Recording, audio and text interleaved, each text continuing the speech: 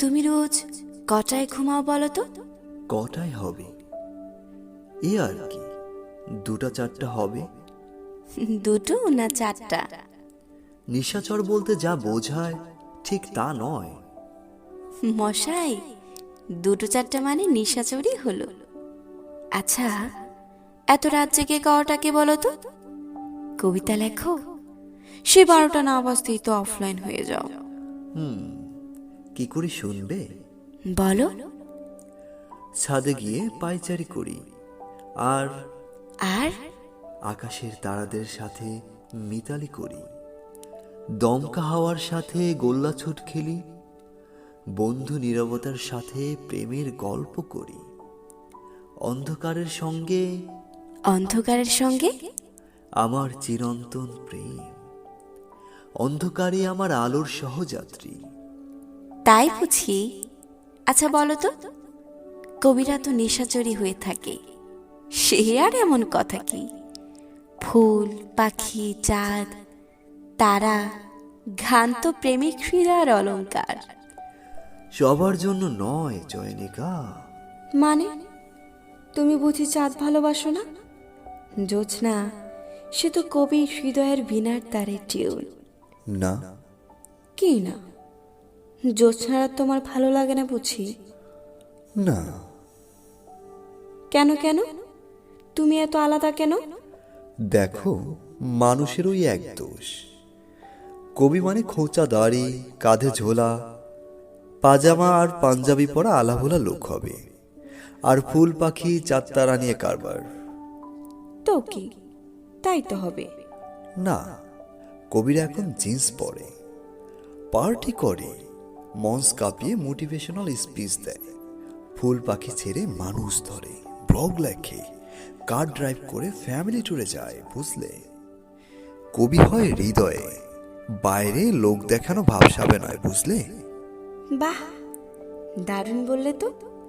দাঁড়াও, এবার কলেজ শেষ হলে তোমার একটা লম্বা স্পিচ দাও। আমার বই গেল তাতে, আমি যা ভালোবাসি তাই করব। এই না বললে কবিরা মোটিভেশনাল স্পিচও দেয়? তো আমি কেন, যারা দেবার তারা দেয়। ছাড়ো না ওসব কথা, আগে বলো তো, এত সুন্দর জোছনা তোমার কেন ভালো লাগে না? স্বীকারোক্তি চাইছো নাকি আবার ইন্টারভিউ নেবে? দুটোই। বলো না প্লিজ। মেঘের সঙ্গে লুকোচুরি খেলা, জোছনা ভরা পূর্ণিমার চাঁদ তোমার ভালো লাগে না কেন? আসলে কি জানো, আমি অন্ধকারকে ভীষণ ভালোবাসি, কেননা সেই তো সমস্ত রূপ রস গন্ধের ঊর্ধ্বে আমার সত্যিকারের সত্যটাকে কলমের সামনে এনে দেয়, সাদা পাতার কাছে আত্মসমর্পণ করতে বলে আমার সমস্ত অহমিকাকে। বাহ, ফ্যান্টাস্টিক। বলো বলো আরো। ঠাট্টা করছো? যাও, বলবো না কিছু আর।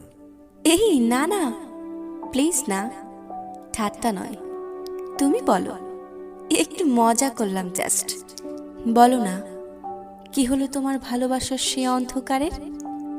শোনো, আর ওই জ্যোৎস্না ভরা চাঁদ অন্ধকারের বুক চিরে মানুষের ভালো লাগার রূপটিকেই সামনে এনে দেয়।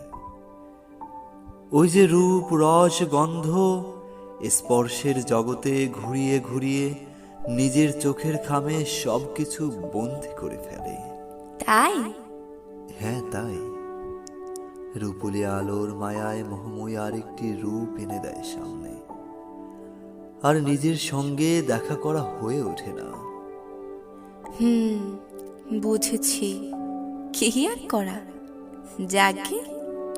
তবে একটা কথা বলে দিচ্ছি, তোমার এই অন্ধকারকে আমি কিন্তু আমার ঘরে ঠাঁই দেব না, বুঝলে মশাই? তোমার হাসির আলোয় ভালোবাসার প্রদীপের রেশ নাই, আমার অন্ধকারকে ঠেলে দূর করে দেবে না? কোথায়? কোথায় আবার, ঝাড় জঙ্গল বনে বাদারে। আর আমি? আর তুমি, তুমি যে আমার চয়নিকা, আমার চয়না, সুচয়না, আজীবন আমি তোমার ভালোবাসার ফুল চয়ন করতে করতে একটার পর একটা প্রদীপ জ্বেলে যাব তোমার ঘরের প্রতিটি আনাচে কানাচে।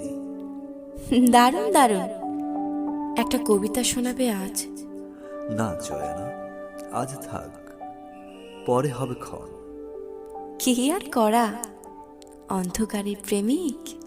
কি বললে? তোমার তবে কি?